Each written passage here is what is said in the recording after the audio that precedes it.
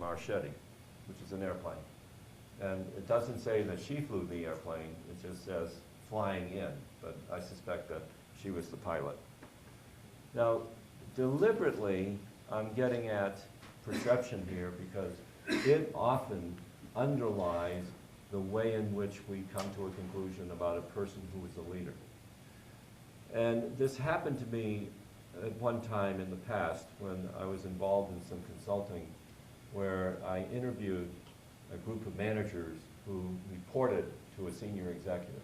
And I had met the senior executive, of course, and I had an impression of this man, which was that he was not a leader. I interviewed one of his direct reports, and this guy is raving about this man. He said, and I paraphrase, when he comes into a room, he fills it with his presence.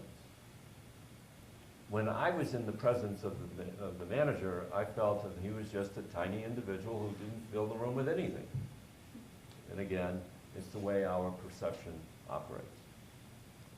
All right. Now let me jump forward because I want to try some stuff with the film scenes. I need to move that out. And there is a section in the chapter, by the way, and I'm not doing this in any sequence with the chapter. That is, there's a section in the chapter that deals with leadership perceptions. I want to build up to using two film scenes, one of which is in your film book, which is Norma Ray. And by the, I may have to fiddle with the tape because it got out of position. You have to forgive me. And the second one is Mel Gibson's Braveheart film. And that is not in your film book, but I can give you some limited background and we can use it. Norma Ray, a woman, played by Sally Field. Is Sally Field a tall person? She's real small. Isn't she like about 5 feet or so? I can't remember, but you'll see her obviously in a moment. The other person is Mel Gibson, who is tall. I think he is about 6 feet. He's a pretty big guy, and he's got muscles and so on. I want to tie this to a couple of concepts that are under the heading of alternative views. And the first is the leadership mystique, which has 3 parts to it that stand out. A sense of mission, a capacity for power, and a will to survive and persevere. The sense of mission is like a vision that the person has that is driving what the person does. This is on page 286, if you want to refer to it.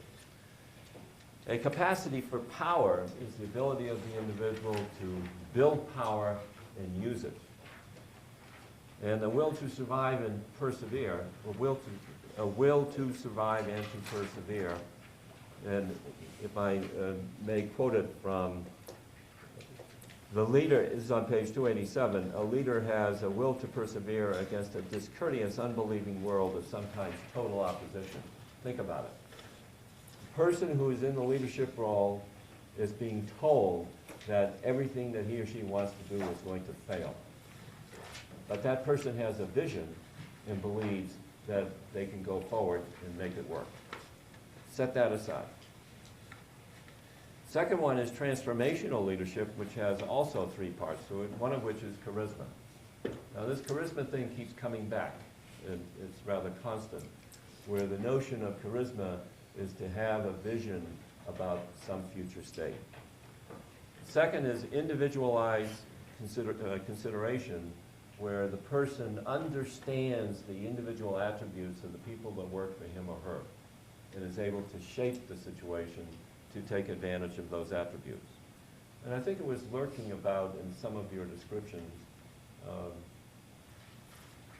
I'm reflecting on something. Next is intellectual stimulation, and this is building awareness of problems and solutions to problems. The last one is called the charismatic leadership theories, and it's a grouping, but in every instance it deals with the individual having a presence such that that person affects the behavior of others. Now let's try this with a film scene. This is from Norma Ray, page 166. This is an outstanding film, by the way. I fell in love with it many years ago, and I've always enjoyed Sally Field's acting, or her as a character. Just enjoy her. And in this instance, this is late in the film, where a union organizer has come from New York. His name is Reuben, and you will not see him in this segment, by the way. And at this point in the film, you can see that it's the film is 1 hour, 57 minutes long, and we're starting it at 1 hour and a half. So this is getting to the conclusion of what's going on. And he has an effect on Sally Field such that she now wants to influence the formation of a union in this plant. The plant is it makes thread or rope, I think it is. And the plant is located in the south, and the filmmakers got the cooperation of this particular plant to let them photograph what you're going to see on site. Everybody in this that you see is an actor or an actress. They're not the real employees. But I want you to sense what the plant is like and observe what Sally Field's character does, and conclude, please, at the end of it. Does she show leader behavior here? Does she show any of the items that we were talking about, such as charisma? And I will have to reposition this. What do you think? Is she a leader?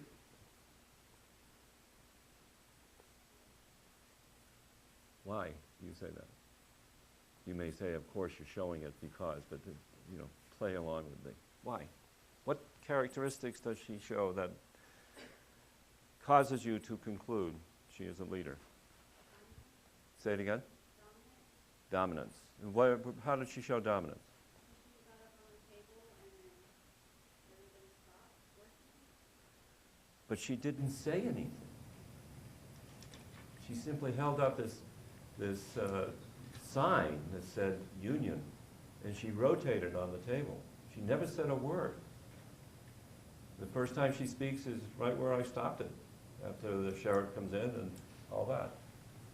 But no question that she exhibits leadership behavior, even though she said nothing.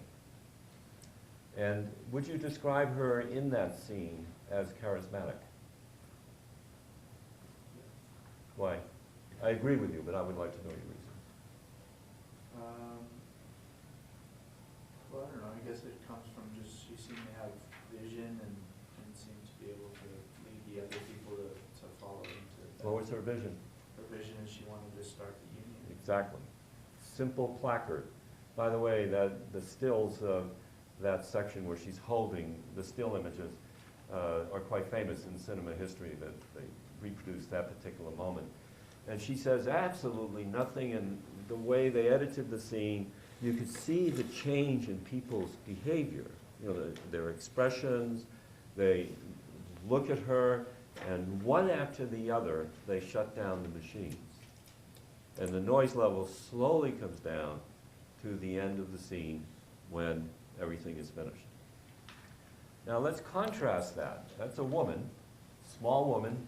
She's not tall.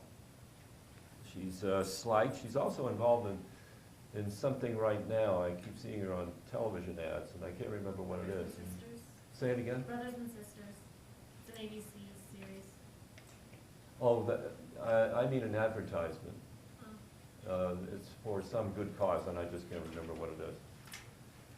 So let's now go to Scotland. I think it's Scotland. And it's an older time. And this is now a man, and a big man. And this is the contrast, by the way. I'm doing this deliberately to leave some symbols with you as we finish out the course. You have a small, slight woman that we've all concluded is a leader. Now we're going to go to a different country in a different time. This is a long time ago, where Mel Gibson is William Wallace. He's a Scotsman, and he, as a young boy, he grew up outside this area of Scotland, and he was educated. He speaks 3 languages, all that kind of stuff. He comes back to his village and falls in love with a woman whom I don't remember. I think they were married. And the British, whatever they're called, are in control of the area. So we're going to have a group of people on one side who are the British occupiers. The other group are the villagers, who are the local Scottish people. Just before this scene starts, Mel Gibson's wife was killed by the Lord. He cut her throat. She was tied to a stake, and it's pretty grim. There's rather vivid stuff in this film, and simply slashed her throat. It's important for you to know that because of what happens in a moment. Now, what I want you to do with this is assess whether William Wallace is a leader, and if he is, why? Now, obviously I'm doing this deliberately. Was William Wallace a leader? Did he show leader characteristics in that sequence, in your opinion? You say yes? Yeah, I mean, he's the one that kind of seemed to mastermind the plan of going in, looking like he was surrendering, but attacking. I've never seen the full movie. You have not seen the movie, but then you're an excellent candidate for the question. Did William Wallace say anything during the scene? Never said a word, did he? What was his mission? Based on what, and you saw enough to be able to conclude what his mission was, I believe. To kill the Lord, and kill him in exactly the same way that the Lord killed his wife. It's the same post. That's why I said it to you, because you'd have to see, obviously, all of the other stuff.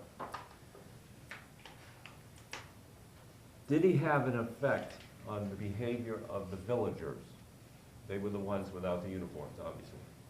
Would you grant that he had did he have a big effect on their behavior?